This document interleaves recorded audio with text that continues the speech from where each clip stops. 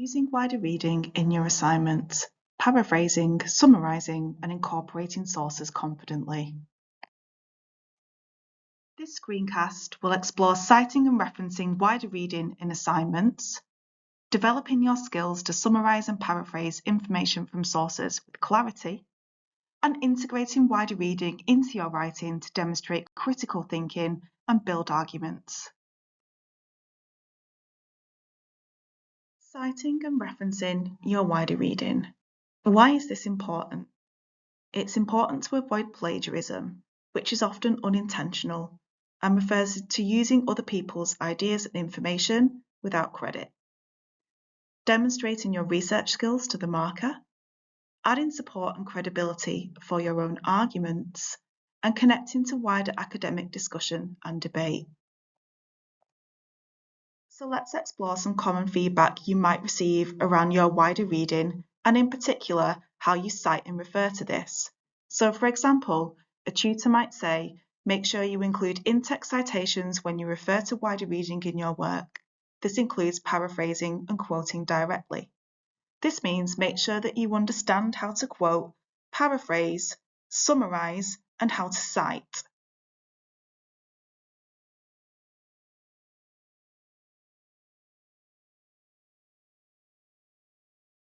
Let's begin with the terms quoting, summarising, and paraphrasing to ensure you're comfortable with the meaning. First of all, quoting.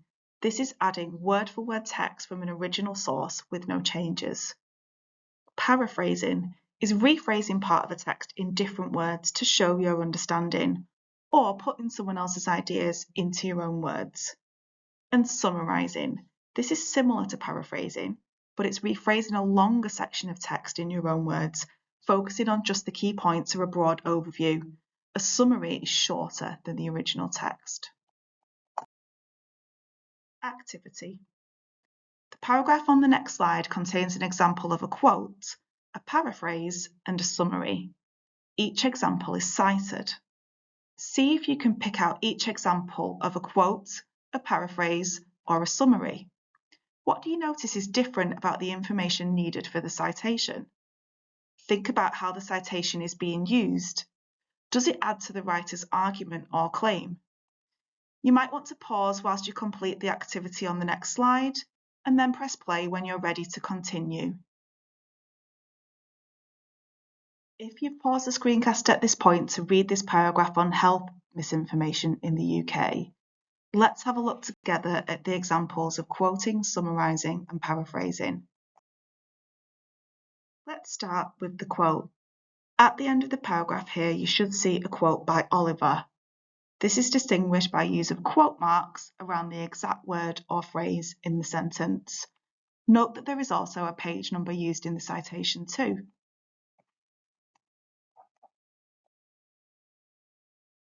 Next, here's a summary.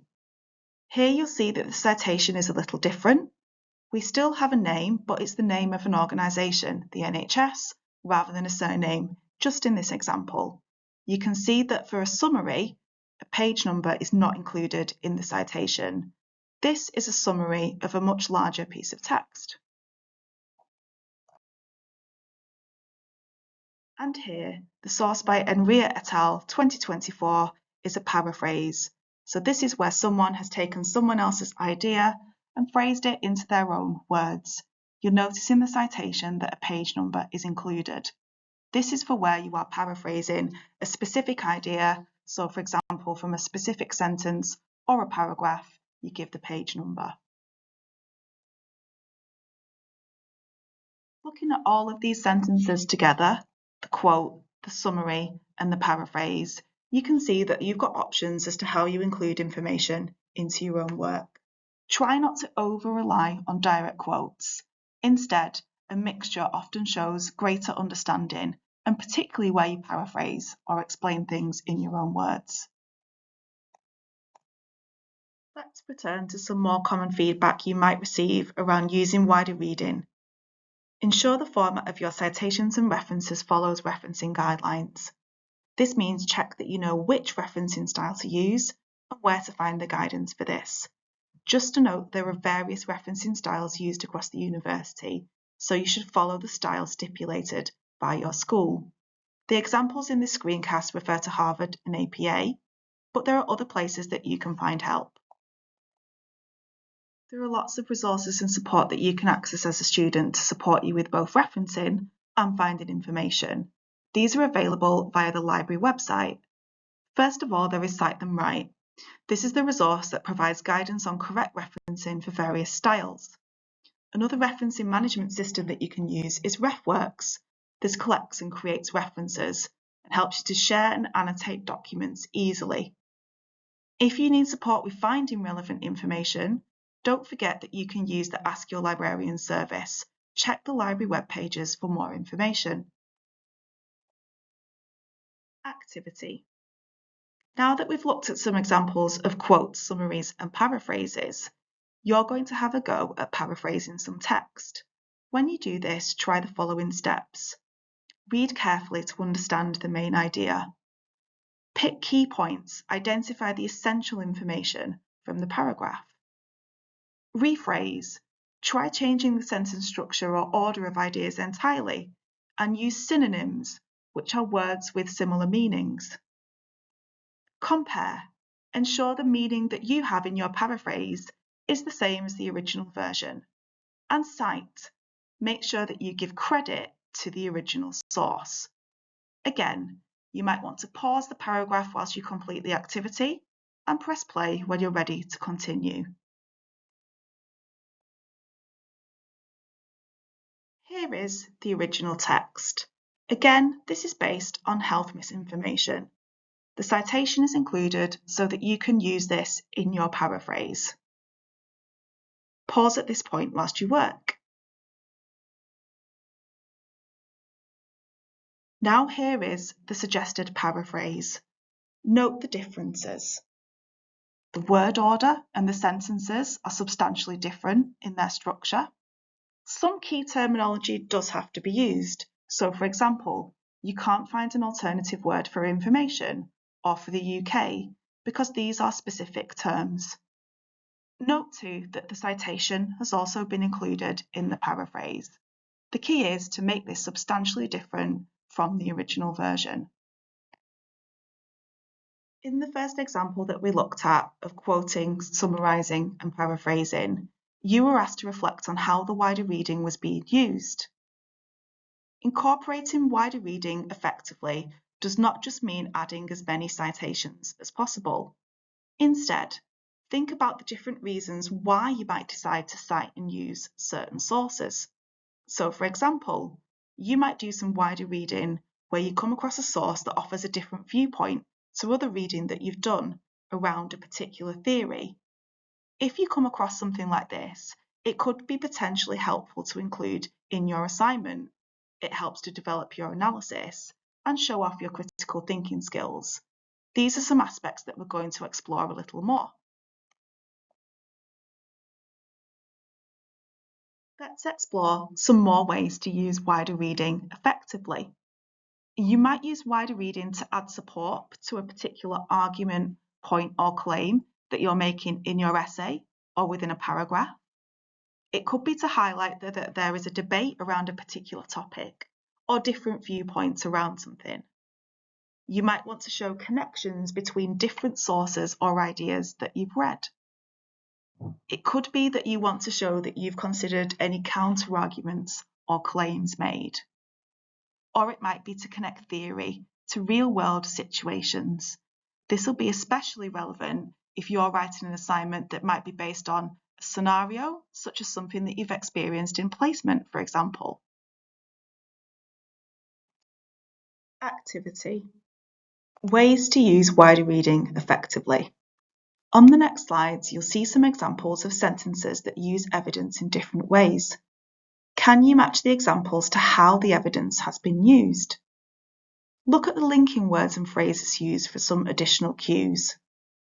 Remember that you can pause whilst you complete the activity, then press play to continue or to move on to the next slide. Here are the first three examples. See if you can match the examples to one of the purposes on the right. When you're ready, move on to the next slide for the next examples. And here you have your next two examples. Again, consider how the evidence is being used and see if you can match it to one of the labels on the right. Let's begin with numbers 1 to 3. Number 1 shows connections between sources and ideas. In this case, comparison between Reynolds and Tomlinson, and a connection to some earlier work by Amir. Number 2 shows how you can use wider reading to add support to an argument. In this case, the argument being made is that it's crucial to understand the impact on public trust. And number 3 shows consideration of a counter-argument.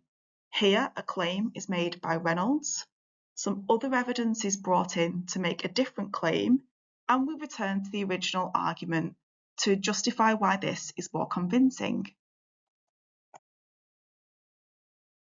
This is also a good opportunity to have a look at some of the linking language that's been used in each of these examples.